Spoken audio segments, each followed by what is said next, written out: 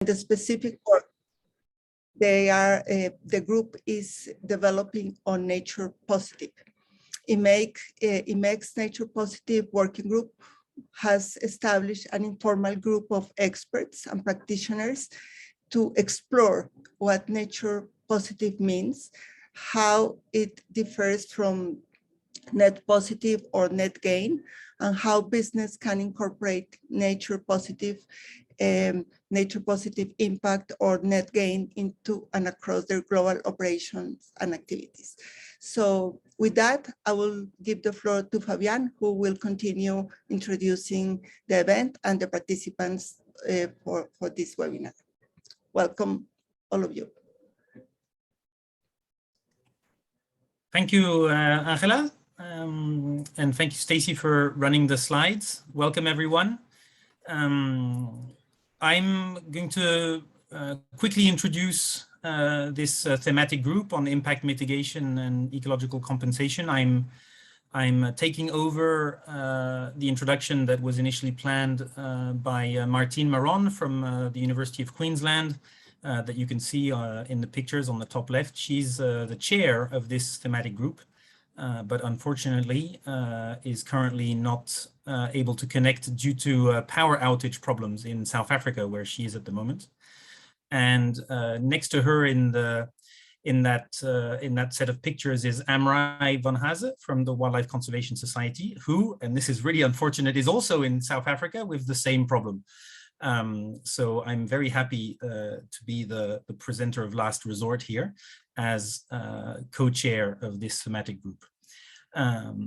So as Angela said, this thematic group was created within the IUCN Commission on Ecosystem Management to work on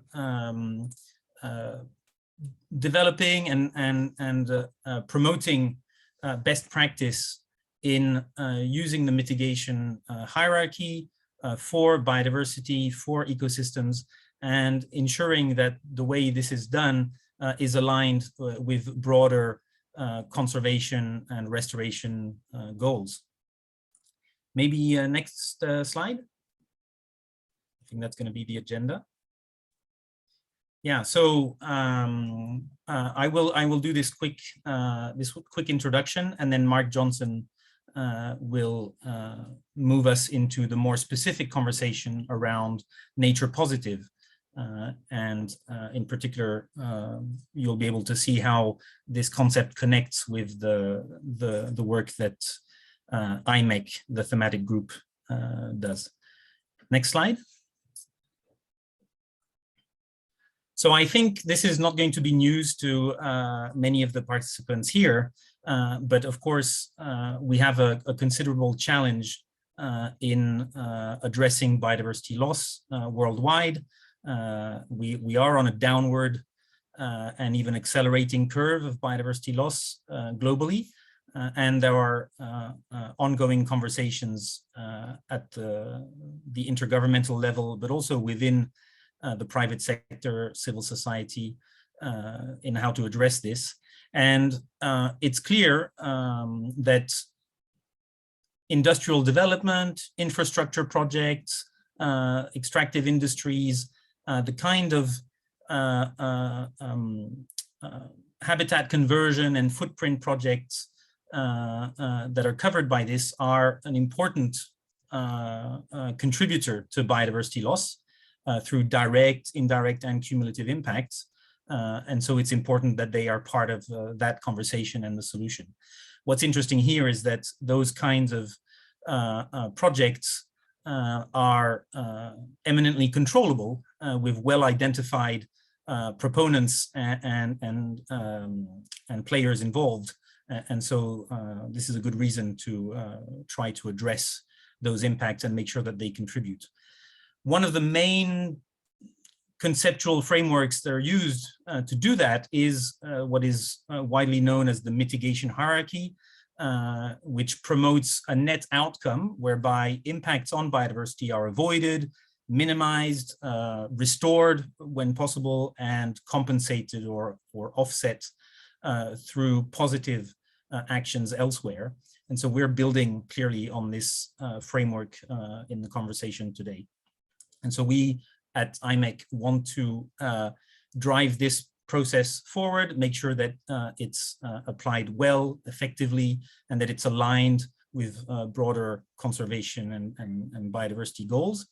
And so this takes there's different dimensions to that, defining what good and best practice actually is, what the challenges are, how to address them, keeping track and monitoring that it works out, to continuously improve on the processes that people are applying. Next slide. So as other thematic groups within the IUCN Commission system, the members of the people that are involved in the thematic group are there as individuals, bringing their own expertise and experience. So they are not institutional representatives. The thematic group is not a coalition of organizations. It's individual experts from around the world that get together to drive this shared agenda with shared objectives, which are listed here. So again, promoting best practice and improvement. And I want to state here that one of the justifications and the added value of creating a thematic group like IMEC is that it stands on the shoulders of other such initiatives that pre-exist. One of them that some of you may know is the Business and Biodiversity Offsets Program. This was closed a few years back, but provided already a lot of guidance. A standard on biodiversity offsets was established with a broad partnership across industry, NGOs, governments, and that provides a solid foundation. And then following from that were some interesting scientific collaborations under the Science for Nature and People Partnership, this is SNAP, which led to the connection between project level applications of the mitigation hierarchy and the outcomes that one can get at a national level or within a landscape, trying to make that connection with more strategic approaches and cumulative impacts. So we need to continue that good work and create a space where people can actually discuss what works, what doesn't. And so we need to build an evidence base for this, connect with the science, and then of course drive the mainstreaming of those approaches. And so we want to do this by developing tools, research, guidance, training material, and we're counting on our members, the diversity of our members to spread the message. Next slide. And spreading the message, well, the form it takes now is through webinars, a newsletter. So we regularly ask our membership to send us interesting news that they have got from wherever they work and the different sectors and fields in which they work. We are also developing training material. This is through a collaboration with some donor-funded projects implemented by some of our members. Training material on the mitigation hierarchy in particular. And we intend, once those are developed, to support their dissemination. One of the specific lines of work that we've developed recently is to bring subsets of our members together in dedicated working groups. So there's now 3 of them. One is on nature positive and what that means, and we'll hear from Mark Johnson on this. We have a second one which aims to look at cumulative impacts and how those can be addressed and managed. Those of you who are familiar with the issue of cumulative impacts in impact assessment, in strategic environmental assessments, and any kind of land use planning will know how tricky this can be in practice. And the last of those 3 working groups deals with the financing, the governance, and the implementation of the kinds of corporate commitments that are made for biodiversity in the context of the mitigation hierarchy. So there's been and this is because there's been a lot of work over the past few years on metrics, on sizing of offsets, for example, on determining how much compensation is needed and things like this.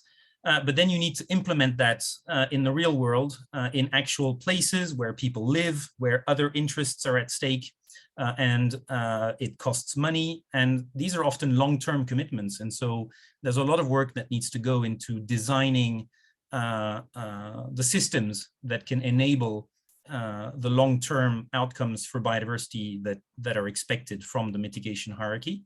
And this connects, of course, very well with the discussion we'll have today on nature positive. So anyway, lots of interesting work, very tricky topics, of course, but you know, our capacity to address those topics in a scientifically robust and evidence-based way, and then disseminate that across different sectors in the private sector, but also in government policy and NGO strategies. That's based on our membership. So if you think you can contribute to that effort, don't hesitate to put your hand up, and we'd love to get you on board. There's lots of exciting work that needs to be done for this. That was it for me.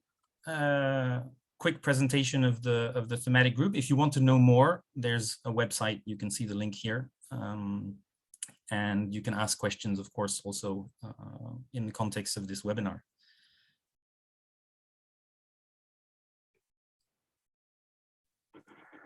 Great. Thank you much, Fabian. Over to you, Mark. Thank you. Thank you. I like the idea. You call this a tricky topic, so I should try and pick that up as we go. So thank you. Thank you very much for the introduction, Fabian, to IMEC, and thank you for your support as part of this working group. And also a huge thank you to the Commission and Angela for your support on the work we'll be doing. Hugely interesting. So I'm going to just sort of spend a few minutes just really introducing this group, who we are and what we're doing, and some of the background and context, and then we'll dive into some of the detail of what we've been finding so far, what the thoughts are so far.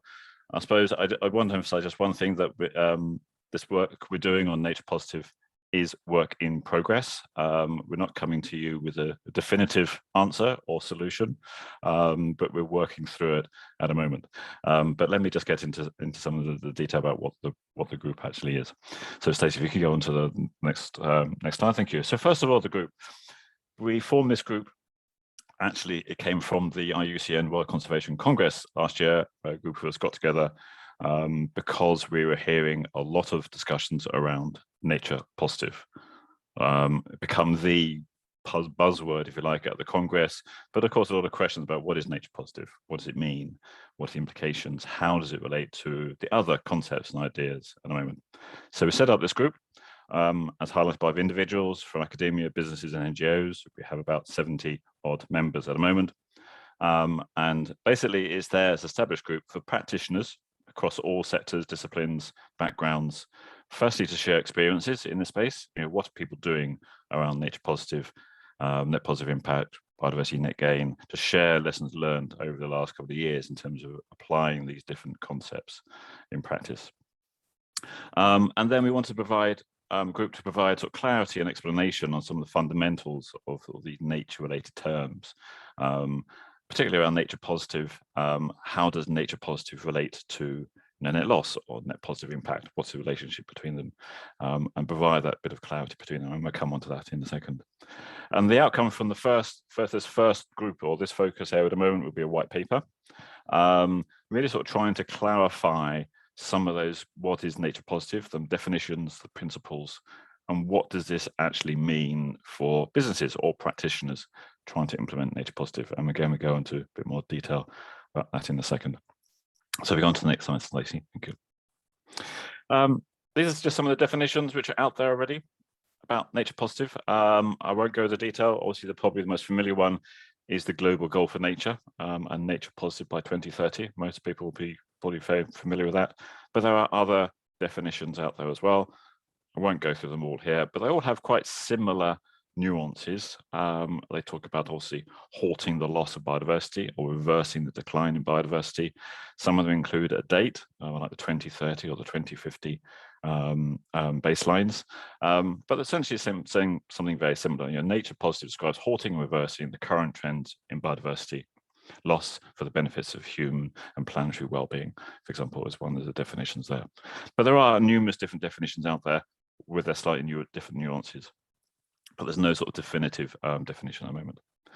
So we go on to the next one. So that's definitions. But what we're also seeing, of course, is a lot of momentum, a lot of initiatives, guidelines, organizations talking about this concept of nature positive, whether that's trying to define nature positive, what are the practical issues or activities you can undertake to be nature positive, or embedding it into existing guidelines or approaches like the TNFD, WBCSD, Nature for Business. And a lot of these organizations are using the term nature positive.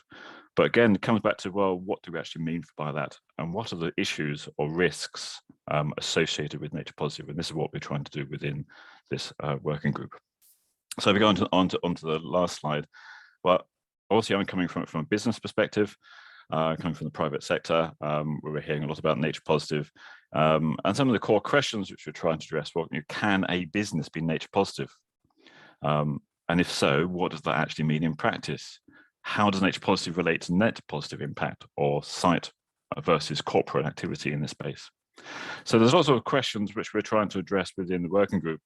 And this is partly being driven by some concerns which I've had and also other businesses have had about sort of risks. I think there's risks that businesses might unintentionally be seen as greenwashing because they don't necessarily understand what nature positive is, and concerns that maybe taking actions which may not be regarded as being nature positive, but what is a nature positive action or activity? That sort of needs to be defined. There's also risk that with this jargon or this new terminology and complexity, if you like, the businesses get turned off, or they say they delay their actions. They're going to say, that you sort it out, let the academics, the NGOs work out what nature positive actually is. Once you come up to a solution, once you understand what needs to be done, we'll put it into place, but let's just hold off. And that's what we don't want to happen. Businesses need to be taking action now, and we want to provide them with a simple, clear guidance about what they need to be doing. And of course, is nature positive a jargon or just another fashion? It's not. It's quite a different fundamental concept, which is incredibly important. But we want to make sure that businesses understand that this is something which they need to be getting behind. So this is a little bit about what we're trying to do and trying to cover within the actual working group itself, and we'll explore some of those in a bit more detail in a second. But what I'm going to do first, I'm going to hand over to Stacey for a quick poll for those on the line. So hopefully that the technology will stay with us. So Stacey, over to you. Thanks, Mark. Yeah, so I think before we dive into the meat of really what we've been discussing in this group, which has been quite a lot over recent weeks and months, we wanted to take the opportunity to get the views of the people on the call. As was introduced, this is really a group of people from different backgrounds, different disciplines, different sectors coming together and trying to find that common ground. So we're really curious to hear the views of the audience before we kind of kick into some of the detail and into the panel discussions. So what we're going to do is use Menti. So the details are here at the bottom. If you go to menti.com, you can go on your phone. I think that tends to be the approach that works best, or you can open a browser window and just use menti.com. When you get there, you'll be asked to enter a code. The code is 15244458. And then we're going to cover 4 key questions in the next sort of 5-10 minutes or so. So what I'm going to do now is switch over to the Menti screen. So this is where challenges may arise, but hopefully not. But it gives you time to actually log into Menti, so it's not all bad. So here we go. And as a reminder, yeah, the Menti details are at the top here. So you can access it at any time. And great, we have hearts, which means people are getting in. So that's the main thing. So I'll just give it a few seconds just to allow people to join. How many have we got on the line? Around 70 people. So let's get it up a bit more and then we'll kickstart.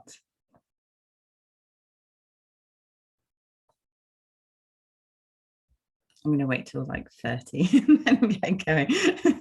It's always trying to define that cutoff point for people logging on. But people can join as we go through, so don't worry if you're having a bit of a challenge and need to join in a second.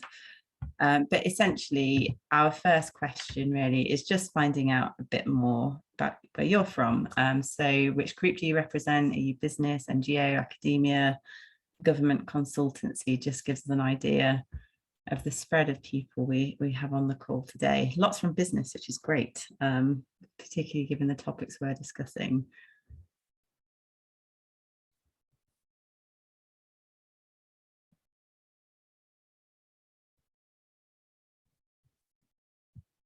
Fantastic. It's nice to see a spread of different people on these calls. It's always fascinating to see the range of groups we have.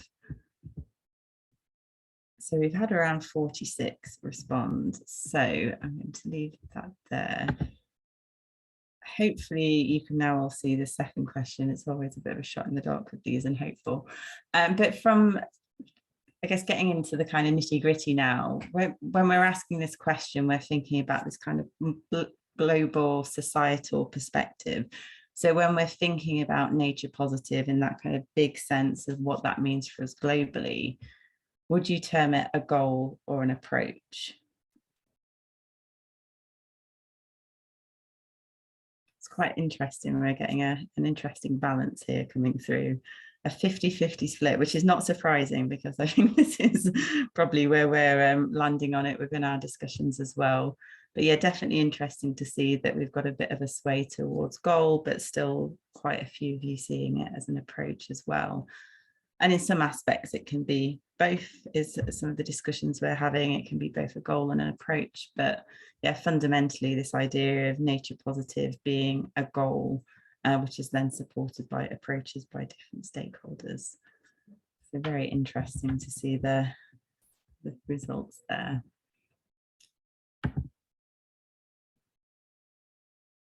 Oh, now there we go. So yeah, our next question is around business. So in theory, can a business itself be nature positive?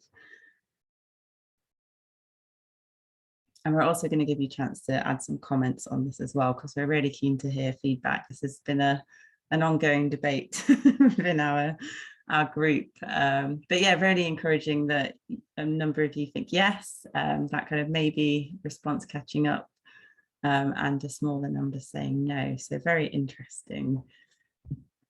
So I think we've got around the same amount of responses already. So I'll move on. And we just wanted to give you a couple of minutes to add your comments as to why you think yes, why you think no, why you're maybe not so sure if a business could be nature positive. So I think you should have a box on your Menti screens now, just allowing you the chance to add in some comments on that. And they should start coming up on the screen as they come through.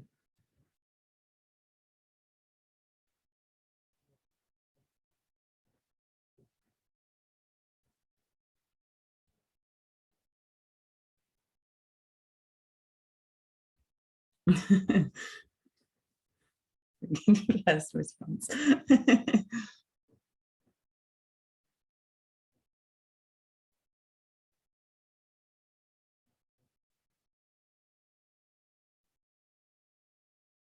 Yeah, some really interesting thoughts coming in there. And I think, yes, this kind of idea of size and influence is a really interesting one. I guess that ability and agility to really transform into nature positive is one.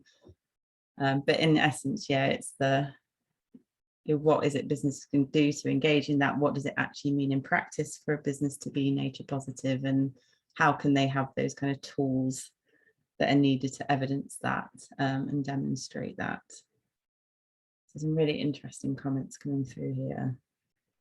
And yeah, this again is one we've been having discussions around. Is it a case of, can all businesses be nature positive, or is it just some businesses that can be? And that maybe depends on their business models, their purpose, the way they interact with nature. And this kind of, yeah, idea of what are some of the risks there that, like Mark mentioned, around the potential for greenwashing as that as well.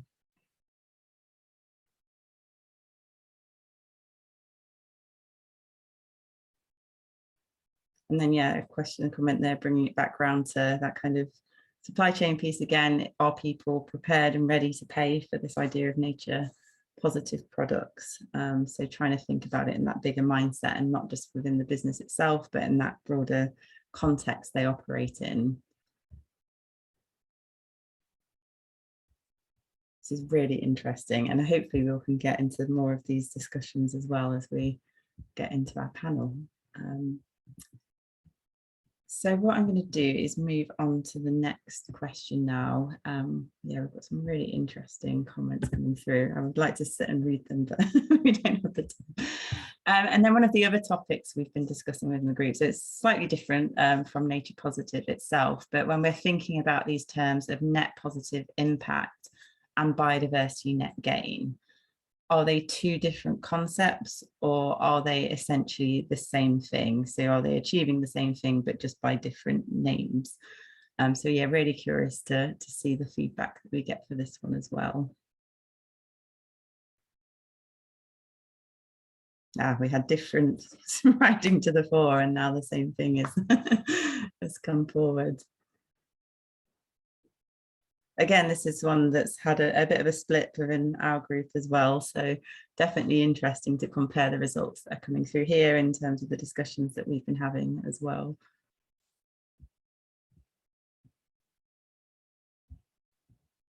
Great. I'm going to move on in the interest of time. So yeah, around 27 they're saying the same, 16 saying the different. But as well, we want to end by giving you the chance to add some comments on your thoughts behind this as well. I'm really interested to see what comes through. So yeah, if you think they're the same, why so? If you maybe think they're different, what are some of the reasons that lead towards that?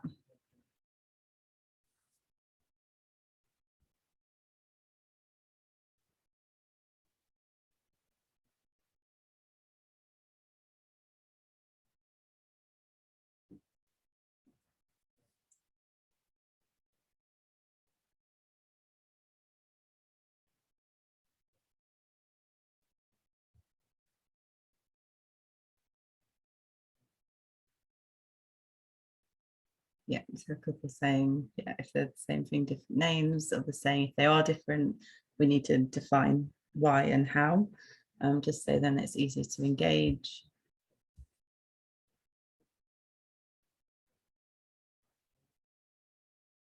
Definitions of biodiversity versus nature as well, something that's come up in the conversations. So are we thinking biodiversity positive or nature positive, and what does that require in terms of the broader thinking? So MPI is including biodiversity and human well-being, and perhaps biodiversity net gain being more focused on that one aspect. But generally needing better definitions, I think, is one coming through, or at least consensus around which definitions we're using. And yes, lack of clarity should not be a reason not to be acting. So a very good reminder there in that comment.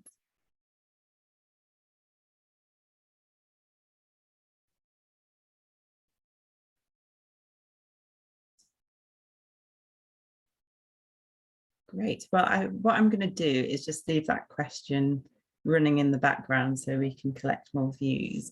But from like a screen share sense, I'll just flip back to our presentation so we can keep going. But no, that's really interesting, really good to see those differences, those similarities, and those comments coming through. So thank you very much for your participation.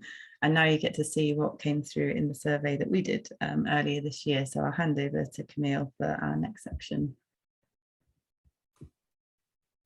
Thank you, Stacey. So now I'm going to present you the results of a survey on nature positive that we conducted in February, just before a series of 3 workshops that we organized with the group members. And the idea of this survey was to have to collect views and thoughts about what nature positive is and what it means for business, and use these results as a basis for our first discussions. So next slide, please.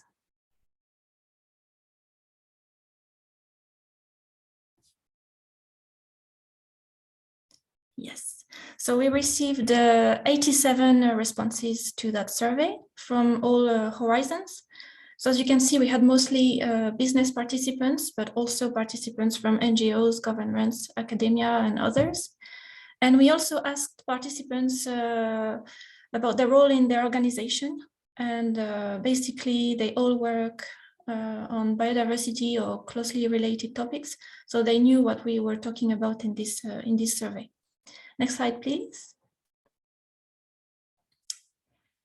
So one of the questions in the survey was, do you regard the global goal for nature as being achievable? So the global goal for nature in its 3 dimensions, zero net loss from 2020, net positive by 2030, and full recovery by 2050. And as you can see, only less than 20% of the participants in orange think this is not achievable. So this is very encouraging. And the 60% were cautious and said maybe. But overall, participants were quite optimistic regarding this global goal for nature. And then we asked, do you regard this global goal as being applicable for use by businesses? And we had 87% of the participants who said yes. And that number raises to 97% if we only considered business participants. So again, all very encouraging given this optimistic business perspective. Next slide, please. And then we wanted to challenge the participants on the definition of nature positive. And I think we are all more or less familiar with this concept of nature positive, as long as we are not asked to provide a definition for it. So when we asked, what do you think nature positive is? Just like we did now. So we gave the options, a philosophy, a movement, an approach, a goal, a target. This is what we got. So as you can see, we were far from a consensus. And this was very interesting for us. So this is something we've been discussing more and more during the workshops. And I think you will hear more about it later. Next slide, please.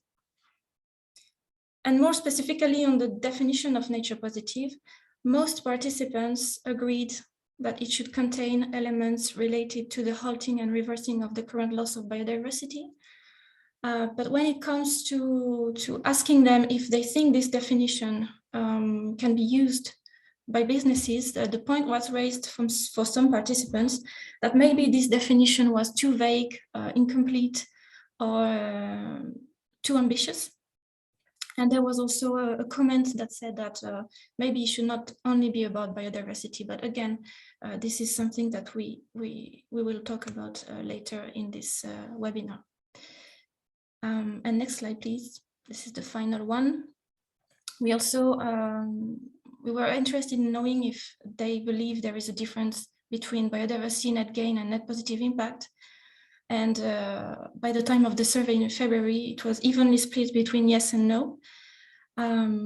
So on one side, there was the idea that the outcomes remain the same, that they are both about seeing nature better off in the future compared to now, or that maybe it will be confusing to use both terms. And on the other side, we have people who see different concepts or different applicabilities between the two. And we also had the idea that maybe there's a direct link between net positive impact and biodiversity net gain. So again, this was, we debated a lot on this topic during the last 4 months. So now I think I will hand it over to Mark to talk about what happened in the last 4 months.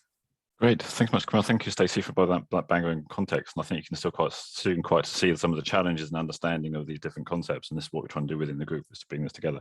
So if we go on to the first slide, so what I'm going to do is just provide a very quick overview of where we are at the moment and some of the thoughts and feelings and responses from the work we've been doing over the few months to try and unpick what is nature positive.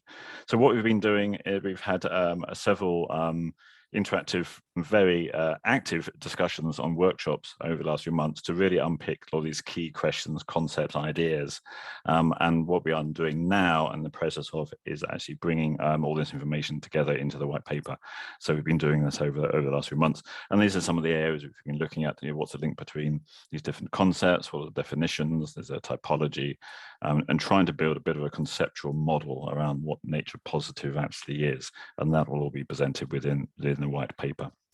Which we hope to issue obviously later this year and certainly before COP15 at the end of this year. So if we go on to the next slide, I'm not conscious of time, so I just want to cover this generally. This is really our initial, quite high level thinking, and I wouldn't necessarily say consensus, but this is our thinking around nature positive, because as you see, there is divergent views about what nature positive actually is. So this is our initial thinking. This may change, and not everybody will necessarily agree with all the points here. But this is what we broadly, with those involved in the working group, actually feel in a moment. First of all, nature positive is a global goal. It is also an approach, as almost highlighted by previously, the divide between the two. But nature positive is absolute. It's net. It's like the end. It's for creating, increasing biodiversity on nature globally on the Earth, and that's what is that global goal we're trying to achieve. The general feeling that businesses themselves cannot be nature positive. They can contribute towards sort of the global goal for being nature positive, and they can take actions which may align or be consistent with nature positive, but them as themselves as an entity, they can't be, unless perhaps there's a business which has no impact at all, either direct or indirectly, on biodiversity. Because of course, as soon as a business has an impact on biodiversity, then you're talking about a net change, a net positive impact, or a net gain in biodiversity. So that's the general feeling. So businesses can have a net positive impact on biodiversity, absolutely, and that can lead to net gains in biodiversity. But then businesses can adopt approaches which either align or contribute towards or consistent with some sort of this higher level nature positive goal. That's the overall feeling at the moment. But welcome questions and discussion that. I'm sure we get into that in discussions. And then what we're trying to do within the working group is, well, what are those approaches? What are those activities businesses can or should be undertaking in order to perhaps align or be consistent with a nature positive approach or aiming to achieve this overall goal? I need to take a while to get your head around that, but I think thing to think about is in terms of the nature positive is similar to the 1.5 for climate. A company can't be 1.5 degree compliant, if you like, but it can take actions to achieve towards becoming 1.5 globally. So we've outlined in here below in terms of those sort of approaches. Business must go beyond what they're doing at a site or product based level. And it's about integrating or being systematic about the way they are dealing with nature or nature-related impacts, dependencies, and risks. That can be at the corporate level, at a site level, in the landscape or the region which they are working in, across the value chain, which has been mentioned a couple of times, but also advocating for voices for nature in terms of the policy or external space, and then embedding biodiversity into the culture or the behaviors of the organization itself. So that's a bit high level overview of what I'm thinking at the moment. We are still working on this and not defining this down a little bit. But perhaps I can just hand over to Annie, who's going to give a little bit more detail on some of the areas we're thinking through at the moment. So Annie, over to you. Thank you, Mark. So based on our workshop sessions, we've been able to start mapping out some suggested principles that you can see on the slide, which would underpin then the nature positive approaches for businesses. So of course, and I want to reemphasize that those are not set in stone, and this is really a picture of where we are at the minutes, and it would be interesting to have your view during the Q&A session. So it includes a clear ambition, business target being aligned with the global goal, and in that regard, it's this next month will be quite critical because the global biodiversity framework is still being discussed until at least the next December at COP, CVD COP. but for now, it's quite an interim. It's quite important to get clarity about what that means and what efforts are needed to achieve such a global goal. Another suggested principle is that it should be grounded on the extended mitigation hierarchy. So company should not only focus on the avoid, reduce, restore, but also must go beyond that, and in that regard extend their action into transformative ones, and transform the way they can do business as well. It should be measurable. Any approach should have or should be backed by robust metrics that could inform the decision making or track and monitor changes. It should be mainstream, and it's really important that it can help businesses to embed and better integrate nature into internal decisions or processes, policies, and this might help demonstrate also the business case for those nature positive investments or actions. The scope, clarifying the scope is also important. So it should be applied at a more holistic level along the entire value chain. So the group thought labeling a site or a product as nature positive might not be enough, and they see it rather as a risk, but then again, open to discussions. Transparency is also key. So it's all about the discussion happening right now on disclosure, for example. This will then help, for example, compare companies within or across sectors. And then the visibility. So it refers to the clear commitment at the highest level in the company. So it's pretty much the same thinking as the net zero commitments journey, and seeing how it managed to get the traction in the private sector community. So if you can go on to the next slide, Stacey, thank you. So now, so here is some proposed action. So of course, the list is really not comprehensive. It's rather for you to have an idea of the type of action that have been discussed during our sessions and which can be implemented. So we have found that they mainly fit under 4 broad categories on the ground, at the corporate value chain level, and beyond. So just to give you a couple of examples on the ground. So it was really important to make sure companies still implement no net loss or NPI, at least on all sites. It's important because there is a fear that company can jump too quickly into the nature positive side of things without actually tackling the actual impact they're having. The zero conversion of natural habitats, investing in innovative technologies or deploying circular approaches. So that makes sense in the sense that it could, for example, reduce the need for new resource or primary resource, and then as a result, reduce pressure on natural resources. At the corporate level now, so there was mentions of the need to embed nature into corporate risk processes. Of course, it will rely on the availability or access of tools that can provide overview or screening on impact and dependencies. The other one is more or less related, because better integrating nature will then allow to make capital or operational expenditure more in line with nature positive investments needs, for example, on the ground.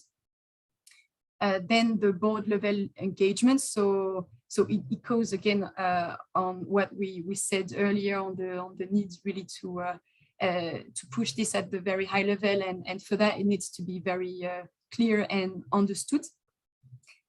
In the value chain, there is also an action around encouraging and building capacity with local suppliers, but also in the selection of those suppliers. Some can have more ambitious commitments towards nature conservation or restorations, aligning with landscapes targets, and if they're not sponsoring for targets to be developed, it could be also a relevant one. And lastly, the beyond level, so to speak, contributing to the National Biodiversity Strategy and Action Plan, which is directly linked to the CBT COP. We'll know more in a couple of months. And as Mark said, the advocacy and call for more ambitious actions at the national level or regulatory framework level is also key. So this is where we are at the moment, and I hand over to you, Mark. Yeah, thank you. So just to finish off on this piece in terms of just an overview, a little bit more information really about our thinking on nature positive. This is just an overview really of some of our thoughts at the moment. Nature positive needs to be reversing a loss and the need for recovery. It should not only about biodiversity, coming back to about nature positive nature is much wider than just biodiversity. Biodiversity is just one component of nature. It all needs to include water, climate, and soil as well. And quite a bit of discussion about when a business has an activity, has an impact on, I don't know, soil, for example, it can't compensate that by having a water positive impact. You have to be addressing the soil component you're having impacting on as well. You can't compensate one with the other, but also if you're having impacts on all those four realms, you have to be just taking actions in all those four areas as well. And the bottom line of it, to being nature positive, and we'll see this in some of the other models, that nature positive businesses means about going through transformation. In the same way, many companies are going through the energy transition and transformation of businesses in the same way to be 1.5. We're going to have to be seeing the same sort of transition and transformation with businesses for being nature positive as well. So that's just really an insight in terms of our thinking around nature positive, what it is. It just really gives them insights, and we'll sort of hopefully be putting that together over the next couple of months into the white paper. So let me, I think we now move on to the next session. I'm really keen to really get the discussion into the room. So I think I'm handing over to Fabienne, who's going to chair the discussions. Fabienne. Yeah, thank you for the presentation. I think it was nice to see the difference, which is not great, between the February survey and the group that's with us today.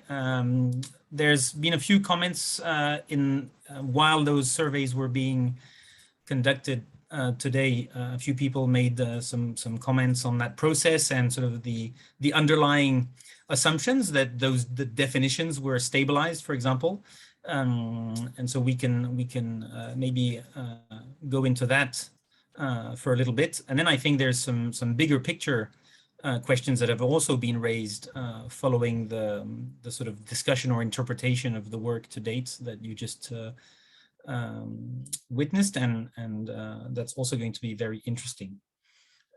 So maybe my first question to the panelists is that there's a lot of reference to net outcome approaches, net positive impacts. Someone asked, what's the difference between that and nature positive impact? Same acronym, and of course biodiversity net gain. And you also saw that this is building on the well-known term no net loss. So my question then is how inevitable is it that going to a nature positive world or adopting nature positive approaches necessarily implies a net outcome approach where you need to balance some negative with more positive? Is there any way out of that way of thinking and putting things? I don't know if any volunteers to answer that one without getting stuck in definitions. You start off with the hardest question, Fabian. So, I'm actually conscious that I know Nadine from WBCSD has to leave it on the hour. So perhaps if I can be cheeky, just pass the back over to Nadine. Give that one to me then, yeah. Great. So thank you for that question, Fabienne, and just everything that's come before as well, and just really welcome this opportunity to bring these conversations that we've been having to a broader audience. I think we're all on this learning journey. I don't think we're ever going to get to the answer, right? But the point is actually it's such a fast-moving agenda. We want to get it right. So yeah, and to respond to that question, I want to pick up on a point that I think was it Keith made as well. Like, we're talking about halt and reverse. Why don't we just say increase? I think what comes to mind is what is resonating really well with the member companies at WBCSG anyway, is this global goal of halting and reversing. When we look at the biodiversity curve, we need to both stop the loss and we need to bring it back up again. And they are two separate but important actions. And so some companies we've seen coming in and going, oh yeah, this is great, we're going to do some restoration over here, and blah, blah, blah, but like, oh, but what are you doing over here to stop the loss as well? And so the net sometimes isn't very helpful when we think, oh, but if I could just do more positive. So there's, I think the SBTN, the Science Based Targets Network, and their initial guidance, where they had this adapted mitigation hierarchy to avoid and reduce, which are terms we know already at a site level, but restore and regenerate and this transform piece. So it's taking this adapted mitigation hierarchy and those principles we can apply at all parts of the system. So in the end, what we're trying to do is we need nudges on both sides. We need to nudge to stop the loss, and we need lots of nudges in the right way to reverse the loss, and thinking about those interventions then at a site level. So biodiversity net gain or MPI, I have less opinion on that piece of how they're different, but it's about site level interventions, but those alone will not be enough. We also need interventions at a product level. So the product level, through circularity approaches, we can also help avoid and reduce pressures on nature. And so maybe like a final point here is a point that I think Louise was raising, like the accountability line here. So lines of accountability come up with theories of change. I think one really nice, small, simple theory of change is the pressure, state, benefit, response framework, which the conservation community knows so well. It resonates really well with business. And so here we can also think, well, what are the pressures? So we know the 5 main pressures that IPBES and SBTN have picked up as well. So looking at each of those pressures individually, where it's land use, or resource use, climate change, invasive species, pollution, thinking of all of those, how is my company impacting on those? Can I also reduce and minimize those? And where can I have positive contributions? They then lead to an improved state of nature, pressure, state. That state of nature is not fully accountable to the business. There are other actors in those landscapes. So there are some key questions as well at SBTN and other networks of thinking, where is that line of accountability? But what a business should be able to say is that they are aware of all their major impacts and dependencies on nature, that they are taking actions on all of those at this phase of control and this phase of influence. So they're optimizing their contributions to a nature positive and net zero and more equitable world as well. So I've tried to bundle up a few responses there and try not to dodge the initial question too much. You're on mute, Fabienne. Yeah, sorry. Yeah, thank you, Nadine. That was very intense content. I hope everyone was able to follow, and that it answers part of that question on indeed on the net aspect. You need to address the loss as a rate. You need to decrease the rate of loss until it goes to zero, and so that means looking at the various kinds of pressures that are driving this loss of biodiversity. And then you also need to have some improvement or increase in biodiversity. And so that was actually my next question, was the choice of words on increase and what that actually means on the ground in practice. It's a frequent challenge to this kind of framing that you can't create biodiversity. It's not something you can just decide to produce. So what is meant in this conversation when we say we want to increase biodiversity? I don't know if there's any volunteers for that other tricky question.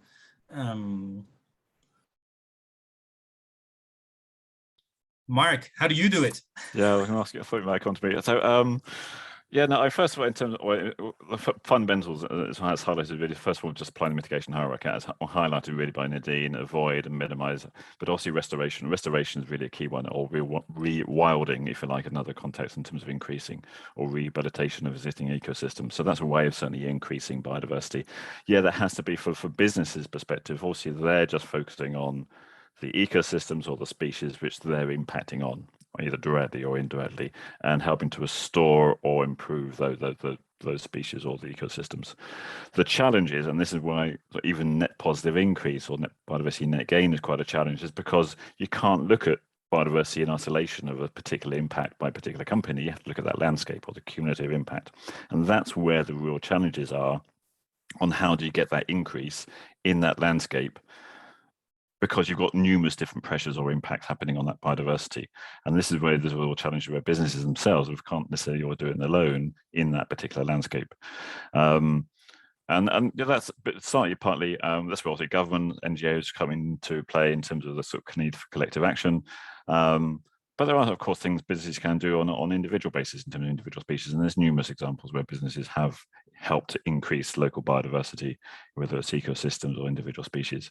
But it is possible. But in terms of trying to get that, if you're not the game changer of that big increases in biodiversity, which we're really after, that's going to be a real challenge, and where we're really going to have to work together probably in a different way than we are at the moment. So that's probably me, again, voiding the question in the first place, but my thoughts. But some companies, I know we've got Carly in tech online and something, and they're taking some really fascinating approaches about biodiversity.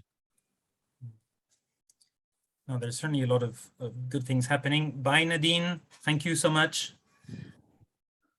Yeah, well, so, you know, the how you can achieve this is very tricky for various reasons, and I think the discussions within the group have really raised many of those and tried to address them, but of course there's no easy answer. Interestingly, one of the main, let's say, signals that I saw from Stacey's survey this afternoon in whether or not businesses could be nature positive was that there were a lot of comments that were actually, that seemed to imply that the problem wasn't the how, the technical aspect, or even the theoretical or conceptual challenges of defining what this might even mean, but rather whether or not there was actually any motivation from business to do that, and what the interest would be for businesses to adopt these kinds of approaches or sort of get in line with this agenda. And of course, there's a bit of a bias in the businesses that are, you know, represented in the membership of the IMEC Thematic Group. Everyone there, as we also saw from the survey results, thinks it's doable and should be done. Can you tell us what you think are the drivers of businesses going in that direction, or perhaps what might be making them shy away from committing to language such as nature positive? Maybe I will give the floor to Camille to tell us her views on that. I guess there could be many answers to your question, but one point is that, as you could see today again, there is no consensus on the definition, what it means, how businesses should handle this question of nature positive, what should they do. It's very confusing for everyone. And I think that it's hard to commit on something that you don't even understand properly, that I think we are lost when we look at what we should do, where we should start. Is it biodiversity? Is it the abiotic components? Where we should start? I think it's a hard question, and this is why I think this group, this IMEC group on nature positive, is very enriching. Is that this is a place where we could talk for hours about this topic with academics, NGOs, other businesses, and we are trying to see what points are divergent, convergent, and then step by step we will try to find the guiding principles, and maybe this work will lead to another work later on, maybe having a standard on nature positive, a sort of protocol to follow by sector, or I don't know. Maybe there will be other initiatives as well that will develop such protocols or such guidelines. And I guess that could help businesses to commit more on this. But that's probably not the only reason. This is just one of them, I think. Yeah, thank you. There's a question from Atma Khalsa. I'm not sure I'm pronouncing that right. Sorry, but which raises the issue that there are often practical constraints for businesses to actually spend money, invest resources, make legally binding commitments towards biodiversity, on the increase or enhancement side of the discussion here. Is that something that's a big impediment because it's, our world is not organized in such a way? Is that something that's maybe easy to overcome or often really a dead end for some initiatives? And maybe a follow-up question on this is, does this mean that given everything that was said at the end of the presentations on sort of the integrative and transformative nature of nature positive approaches and the nature positive goal, that at some stage there's going to have to be a role for government to either create the enabling environment and therefore change those policies that are stopping businesses from making the right kinds of investments, or actually take on the job of doing the restoration work or the rewilding work that's required for those increases. I don't know if anyone wants to comment on that particular aspect of the government's role. Carly? I can take a stab at that to start, and then I think Mark wants to come in too. I think definitely for us, and we at Tech, so we're a mining company, and we 3 weeks ago announced publicly a nature positive goal, and very cognizant of all the discussion that is happening here. But for us, and we've had a net positive impact goal for over 10 years now. And I think where we found is, you're competing for capital for all these decisions. And if you say, I want to invest in restoration, I want to invest in conservation, that's coming up against buying a new haul truck. And that's the way that ultimately our budgeting, if we're saying a lot of these things we want to do at a regional level, therefore it's an operational budget item. And so for us, the net positive impact goal, which we still do have, but for us that extends out to the end of mine life because we're relying a lot on reclamation to help us meet those. And so for us, nature positive gives us an umbrella that we can look at some of these more transformative, like how do we get into the supply chain? How is it not just about the site, and what do we do to act in this decade? And also I think from our perspective, unless something is out there publicly, then that makes it a lot easier for me in where I sit to say to the heads of all the different business units, yes, you really have to do this. You really have to spend money on it now because we're going to track our progress. And even though we know that the goal as we've set it today should actually look different probably next month and the month after that, it's changing so rapidly, but we didn't want that to stop us. This discussion about definitions, we want that to happen in parallel with just coming out there, being public, and then accountability helps everyone in our organization to unlock that capital and to make these projects happen. Whereas if it's internal discussion and we don't have it out there, then that capital just keeps flowing to the traditional sources. So that was part of our motivation to come up with this goal. Yeah, thank you. I think part of the points you just raised are still very much an internal discussion about priority setting within the business, but there could also be legal imperatives that constrain also those decisions, which prevent you from a statutory point of view or from a fiscal responsibility point of view from making some decisions which would take you out of bounds, and then it becomes an external issue potentially. Mark, do you want to build on that? I can try. Sort of several things in there actually, and it's a really great point, and it's great to see sort of Tech, for example, take initiative on this, and completely agree with Tech's approach. This is such a fast-moving area. There are expectations on businesses to be making action and taking action, and many businesses are.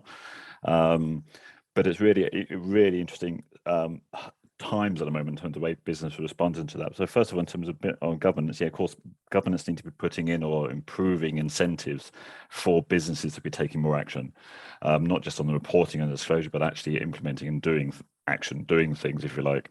But there's still a lot of work to be done on that. Yes, it is one of the goals in the Global Biodiversity Framework for incentives for investments on biodiversity and adopting those approaches. But I think there's still a long way to go to do that, to balance that out with not just the nature positive ones, but activities, but also sort of the more financial aspects as well, because sometimes those incentives are not there. I wanted to come back to one of the other points, which is also linked to this about what's driving businesses. And again, it's a really interesting space at the moment, because also it's the society who determines, or businesses respond to societal needs, and also as well as regulations, and obviously regulations is basically just response or reflection of what society actually needs. So we are seeing that transition, and this is what businesses are responding to. And it's really quite interesting to see that actually nature is, which I didn't thought would be, but actually starting to become a competitive edge for businesses. We're starting to see that in place. I just give an example, without going into too much detail, an offshore wind bid proposal, 50% of the bid scoring was on eco-innovation. The ability to incorporate ecology, nature-based solutions, etc., into your design was 50% of the winning criteria for that bid. So we're starting to see that come into that competitive space, which is really quite interesting to see. And that itself, through the market mechanisms, will drive businesses to take that action, because businesses will see an opportunity in that space. But it's still very early stages before we actually get there.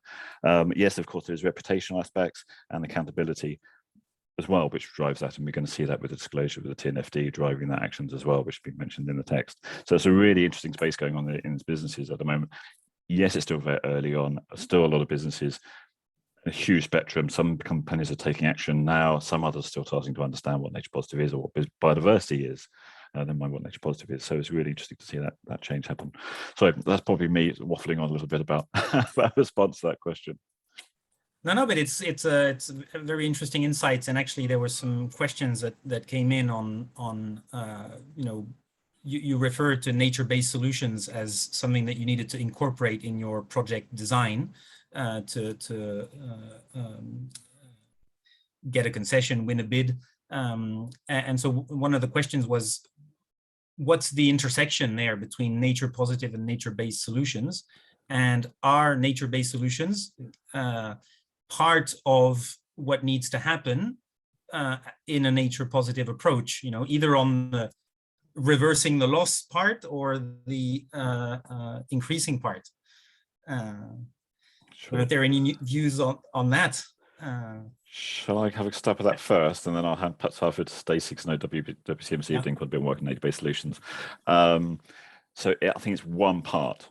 Nature-based solutions is just one tool which can be used to contribute towards nature positive or net positive impact, but it's not the solution in itself. And I think that's we need to make that quite clear.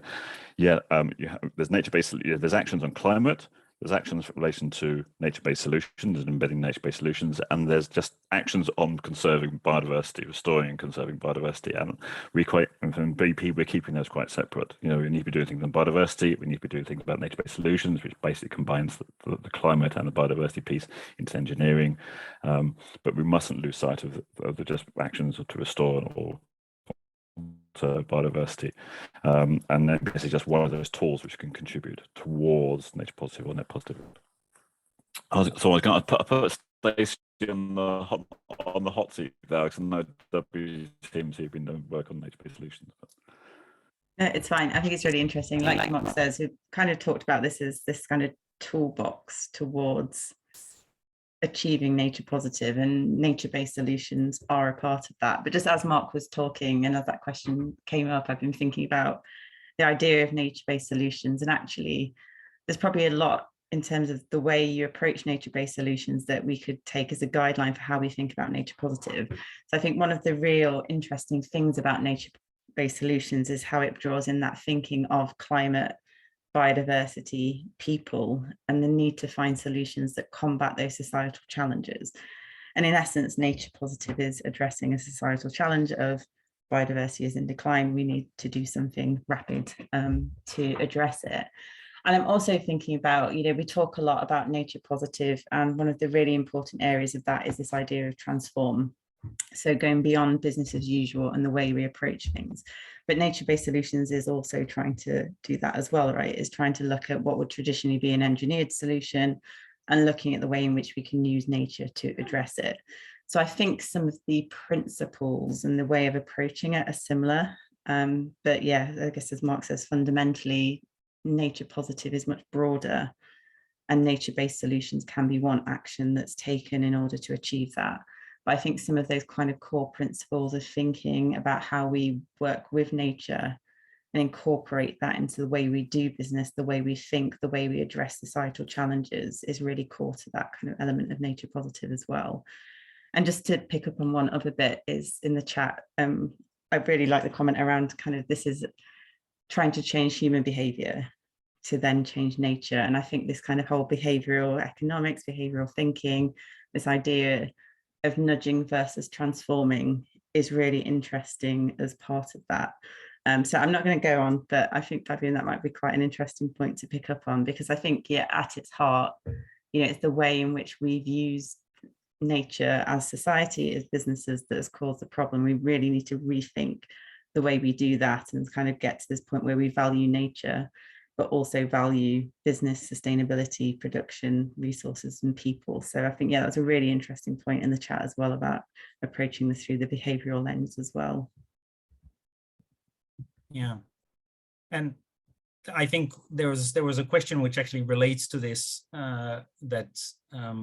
so there's a missing group of people in this whole conversation, certainly in the way we've presented it, which is the final customers.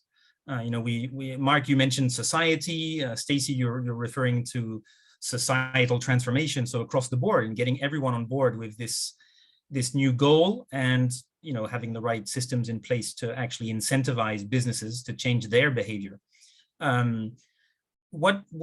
Thinking about businesses, what's the role of the final customers there, and maybe the B2C world in driving this kind of change?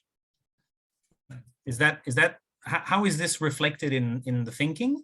Do they have a role to play, or in the end they'll just buy what we tell them to buy or what's on offer? Annie, do you have a view on that? Sure, I can try and answer these questions. So to me, yes, of course, I mean, they have a role to play, and as Stacey said, it's really about this transformation that needs to happen. So obviously not only within business, but within the society as a whole, and as a result, consumers or citizens, depending on how you want to call them, have a role to play in responsible consumption, because ultimately you can argue that a company just answered to the demand, and so change needs to happen on both sides, on the demand and the supply side. So that would be my answer. Yeah, which the changes is the way customers will notice this change could be in increased prices or decreased availability. So they certainly need to be part of that conversation, and they need to understand what's happening. And maybe there's also a need for clarity on the connection, that actually this is then having positive repercussions for them, some in the short term, more perhaps in the longer term. But that's a lot of effort is needed to explain the rationale for this and the effect it's going to have. And I think some of the, sorry, Stacey, you wanted to Yeah, I just had a thought there just around that. I guess this is what's quite powerful about the term nature positive, because when we get into biodiversity net gain, net positive impact, I think you lose people along the way, particularly that end customer point. And I think that's what we've heard and seen, is this idea of nature positive is much better at grasping people's hearts and minds. And I think that's kind of the cue, isn't it, for people to feel that they're behind something, then starts to influence that change. So if it's a concept that customers can get behind, and then put more pressure on business as a result because they want to see nature positive products or nature positive businesses. But I think equally it's at that kind of top level as well. It's something you can use to engage boards or your chief executives to say nature positive, this is something we can get behind, like Holly was saying. So I think, you know, the power is in the term as well. And if that's something we can use as that rallying cry for both the customers, the business, the leaders, government, society more broadly, then that might help kind of shift that thinking along and make us all on the same level, or at least working towards the same goal. And I think that's quite a useful thing to bring in that kind of nature positive thinking for. And we can expect different countries and social groups to move at different speeds on this, of course. And there could be some translation challenges also to, you know, the choosing nature over biodiversity. That's, I mean, you can see how that resonates differently with people, but that might not work in all cultures. There's been there's a few comments there which I find quite illustrative of what we've been discussing, and actually resonate with some of my current work, which is on you know, significant large-scale transformations of social and ecological systems that have happened in the past, or that are still in the recent past, or that are still happening, and that in fact lead to having an enhancement of nature of sorts. So the example that's given in the chat is rural exodus, rural outflow of people from areas where perhaps it's hard to make a living from farming or livestock, and there are better opportunities in the cities or the lowlands. And so you get movements of humans out of these landscapes, which frees up space and resources for nature to then regrow in a way. And so you end up in a situation where you have more nature, more biodiversity, perhaps cleaner water, soils regenerating, the different components that we outlined. So you're getting those changes in an area which lead to an improvement relative to the situation before, where you had many more people with perhaps a lot of rural poverty moving out. So that kind of change, it can be framed as positive for nature, perhaps positive for the people who left, in the sense that they are having improved livelihoods in their new location. But of course, it comes at a significant cost, perhaps for those that are left. And maybe, you know, the change to life in the cities or life in the lowlands isn't as rosy as one might paint it. So that's actually, those are good examples of very radical changes over a few decades. And I think it raises interesting issues on, you know, first, being able to show what a nature positive transformation actually can look like, and that it's not something that's never happened before. It's happening around us in some places. In other places, it's the biodiversity loss that's continuing unabated, of course. And those lowlands probably have suffered significant degradation and loss of biodiversity from urban expansion, infrastructure investment, and maybe more intensive forms of agriculture. And so this pattern has been repeated in many places. I live in Europe. I work for Rewilding Europe, so we are knee deep in this challenge of having areas where nature is clearly coming back across Europe, and others where we have biological deserts in agricultural lowlands. What can we learn from those experiences to inform the nature positive discussion? Should we actually shy from using those as examples because you get stuck in the details, or in fact we should use them to communicate that you know, the change is possible, but it's systemic, and it's going to affect people's livelihoods, access to resources, etc.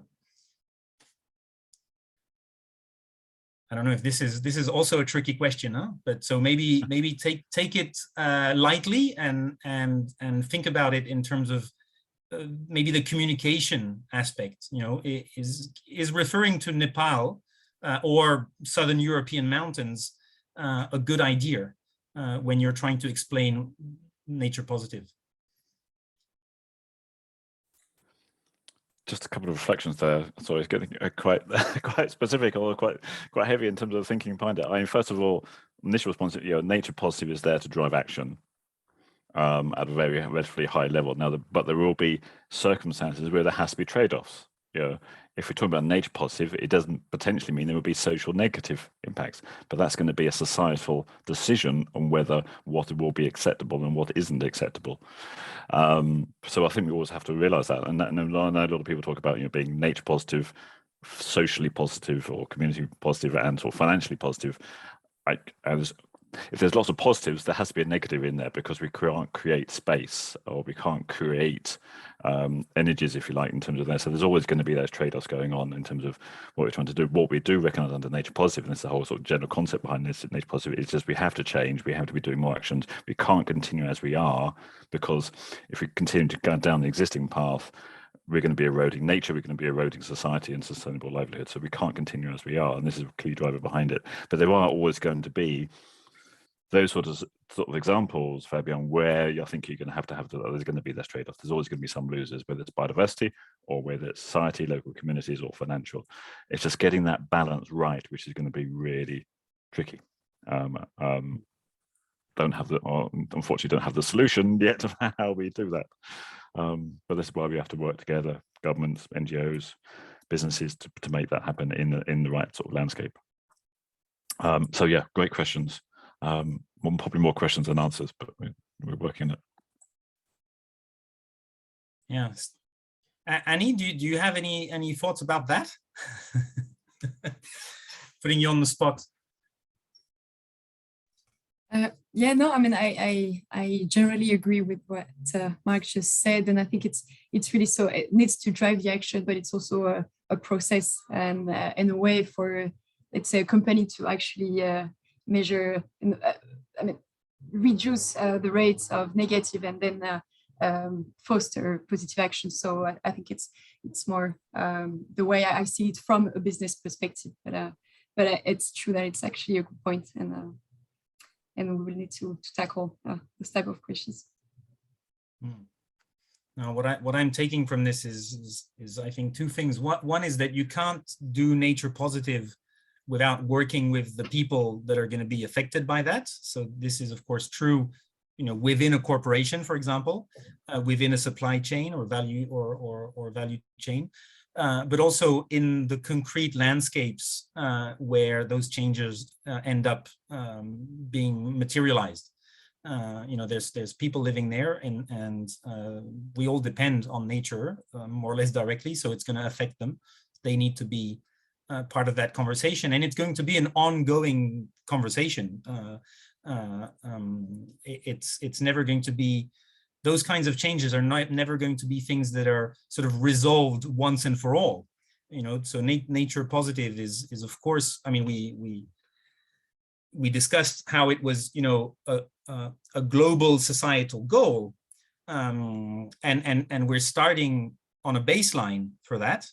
But it doesn't specify the end result in every given location, and so things are going to be, it's going to be a moving target, of course, in any particular area, which requires the kind of dialogue and governance that makes that possible, which gets us into politics. And again, the question of when does the government or other forms of decision making take over to enable businesses then to play their part in those kinds of transformations, or maybe in some instances where some businesses have a very important or an overriding role in a particular landscape, then they might actually have a very specific responsibility in making sure that continuous dialogue, that political resolution, continuously updated, can happen. And this can be, of course, uncomfortable for many businesses who don't want to get involved in that messy reality. So that was I don't know if anyone wants to add. Oh yeah, Carly, yeah. Yeah, I just want to make a tie with the demand side, because I think, if we talk about government, and it's always going to be easier for government to act on supply side than to convince consumers to change their behavior. And that's something I think governments are traditionally reluctant to do. And for us being in mining, we're not a consumer facing company. We don't interact, like we're many layers thick in the supply chain for most consumer facing products. So one way, though, I think for us that we've been framing nature positive is around employee engagement and the importance of that, especially for younger employees. But to remember that our employees also are consumers. So as we talk to them about nature positive, and that we start with nature informed decision making in anything we do, whether you work in accounting or in the environment group or in IT, how can we as businesses transform through our employees some of that demand side, if we, rather than just saying, oh, we're too far away, we can't influence demand, because I think we're not going to get societal change without that demand side really kicking in and people understanding that, yes, you actually have to make changes to your lifestyle. And I think that we can abdicate our ability to influence that as businesses, or we can say, yeah, we can take that on, and maybe that's through our employees if we're not going to be directly influencing on the demand side with consumers.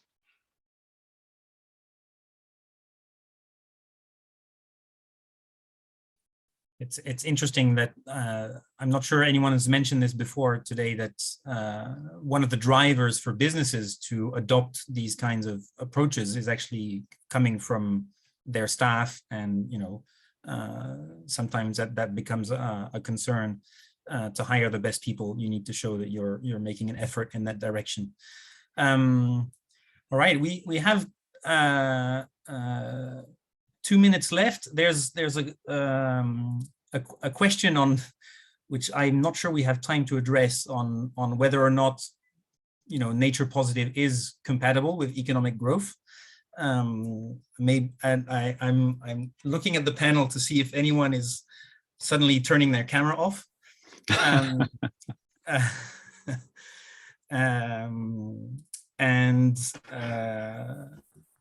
Yeah, I guess I'll sponsor that. Camille has her hand up. You want to take that one? No, it's okay. Yeah, I will join this question and the discussion we had before.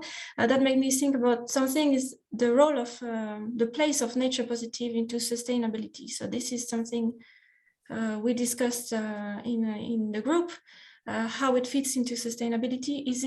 Is nature positive inside sustainability or the other way around? And one of the conclusion could be that sustainability will gather nature positive and social positive. So about wages, human rights, and everything, and including local communities and so on. And Nadine would explain that better than me probably, but it's the wedding cake of SDGs, Sustainable Development Goals. So I don't know how familiar you are with that, but the idea is that at the base of the wedding cake, you have the nature-related goals, and that will sustain economic and societal goals as well. And I think that's really key. Nature positive makes people positive. It's all this idea that I wanted to raise. I don't know if that answers the question, but yeah, I believe nature positive is a source of opportunities for economic growth as well. There you go. That's a perfect last line. And we're now at the end of our webinar. I don't know if Angela, you want some final words, or are we happy to have Camille conclude that we can have our wedding cake and eat it? Your microphone is off, Angela. Yes, yeah, my connectivity was a bit bad in some parts of the meeting, but yeah, I appreciate very much all this event and the questions and all the feedback. I think this topic is becoming quite relevant, as you already mentioned, and there are some other events taking place under the CBD or even in IUCN. There will be an event in Jeju that will be discussing this topic. So I think that this is like a kickoff for new discussions on this relevant topic, connections with NBS, with the rewilding, restoration. I think that there are a lot of opportunities to continue with this process. And I really thank you for starting this discussion with a group of participants of CEM, and looking forward to continue working on this topic with all of you. And thank you for the participants.